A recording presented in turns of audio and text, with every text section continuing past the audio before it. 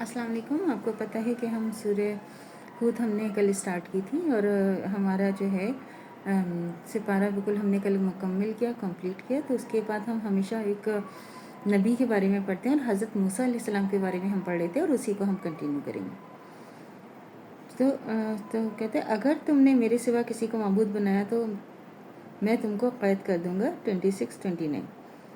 فرعون نے کہا کہ اگر تم کوئی نشانی لے کر آئے ہو تو اس کو پیش کرو اگر تم سچے ہو. موسیٰ نے اپنی لاٹھی زمین پر ڈال دی تو وہ پھر صاف اژدہا بن گیا. 7:107.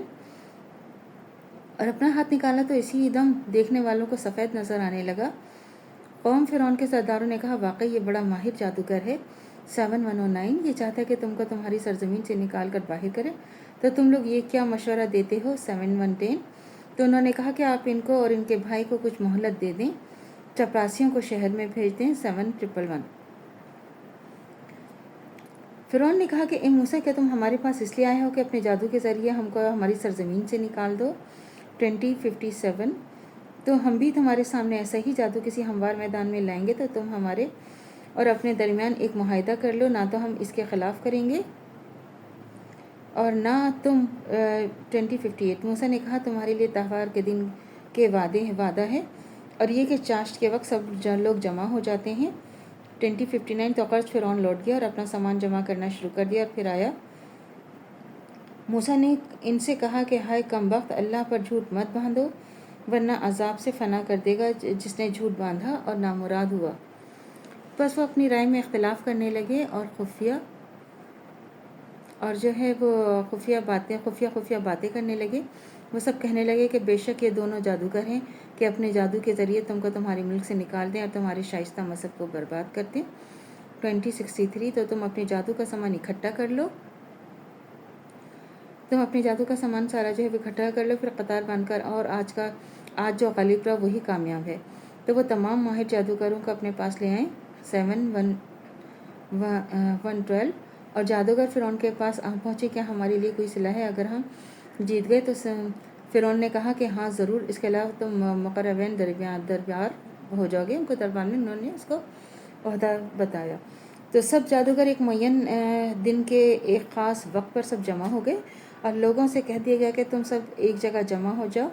سب نے کہا اے موسیٰ یا تم جادو کی چیز ڈالو یا ہم ڈالتے ہیں. تو موسیٰ نے کہا کیا تم ہی ڈالو. جب انہوں نے جادو کی چیزیں ڈالیں تو انہوں نے لوگوں کی آنکھوں پر جادو کر دیا، یعنی نظر بندی کر دی، ان کو ڈرایا اور بہت بڑا جادو دکھایا. تو موسیٰ کے دل میں خوف پیدا ہوا. تو ہم نے کہا کہ خوف نہ کرو، بلا شبہ تم ہی غالب رہو گے. جو چیز تمہارے داہنے ہاتھ میں ہے اس کو ڈال دو. وہ سب کچھ جو چیزیں انہوں نے بنائی ہیں ان کو نگل جائیں گی. یہ جادوگری کے ڈھونگے اور جادوگر فلاح نہ پائیں گے. تو جادوگر سارے جو تھے وہ سجدے میں گر گئے اور کہا ہم ایمان لائیں گے تو موسیٰ اور ہارون کے رب پر. فرعون نے کہا کہ تم ایمان لے آئے اس پر قبل اس کے کہ میں تم کو اجازت دوں. بے شک یہ فریب ہے جو تم سب نے مل کر شہر میں کیا تاکہ مصر کے اہل شہر کو نکال دو. سو عنقریب اس کا نتیجہ معلوم کر لو گے. بے شک موسیٰ ہارون تمہارے بڑے ہیں، تم کو جادو سکھایا، سو میں تمہارے ہاتھ پاؤں کٹواتا ہوں، ایک طرف کا ہاتھ اور دوسری طرف کا پاؤں، اور تم سب کو کھجور کے تنوں سے لٹکا دوں گا اور تم مان لو گے کہ ہم دونوں میں کس کا عذاب زیادہ سخت اور دیر پا ہے. انہوں نے کہا ہم تم کو ہرگز ان کے دلائل کے مقابلے میں فوقیت نہیں دیں گے جو ہمارے پاس آئے ہیں اس ذات کے مقابلے میں جس نے ہم کو پیدا کیا ہے. تو جو چاہے سو کر لو. تو تم صرف اس دنیا میں کچھ کر سکتے ہو.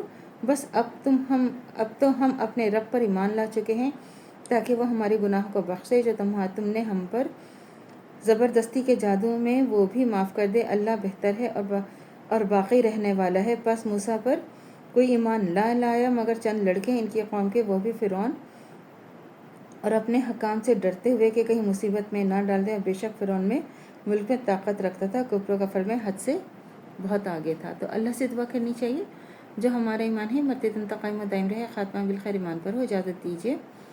اللہ حافظ. میرے چینل کو لائک کیجیے، شیئر کیجیے، سبسکرائب کیجیے. شکریہ.